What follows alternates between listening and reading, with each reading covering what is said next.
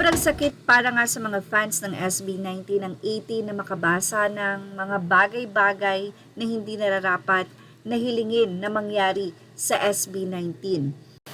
Kumakalat kasi ngayon sa social media ang hindi magagandang wish o hiling na may masamang mangyari para po sa grupo. Actually, hindi na po natin ipopost dito dahil for sure alam na po yan ng 18 kung ano-ano po yung mga sinasabi ng ilang toxic fans na ito na may mga pangalan pa sila ng inire-represent nila na P-pop group. Hindi na po natin babanggitin, for sure alam na po ng 18 yan. Kaya naman narito po ang naging post ni 1C18 Warriors.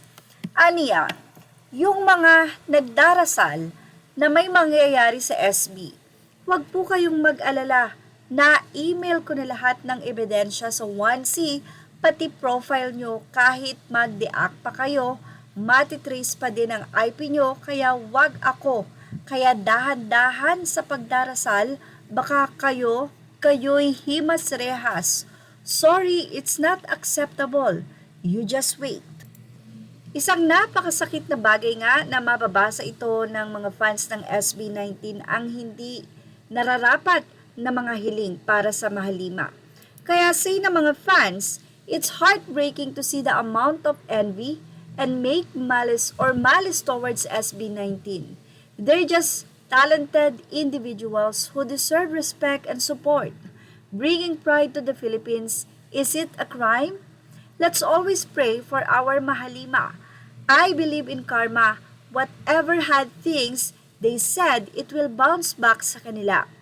Toxic Filipino traits, kapag may umaangat, pilit hihilahin pababa.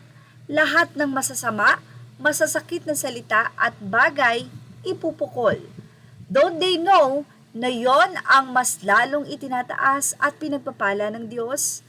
Diba, proven na sa kung anong narating ng mahalima ngayong despite lahat ng bash sa kanila noon.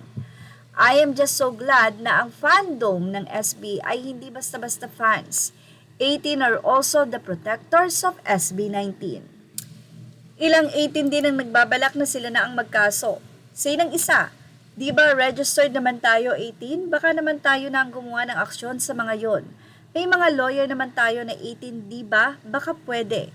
Say naman ng isa, yes po, basta need po ang mga ebidensya na legit kaya lagi nyong i-SS at wag nang mag-comment basta SS nyo lang magagamit yan pag nagreklamo tayo. Say ng isa, madami din mga lawyers na 18, sana ma-help nila tayo sa mga toxic blooms. Anyway, eto na nga po ang balak ng ilang 18 na sila na mismo ang gumawa ng hakbang upang hindi na rin ito makaragdag pa ng pasanin or stress sa 1Z Entertainment dahil alam naman po nila na napaka-busy din ng mga staff or CEOs, executive ng 1C.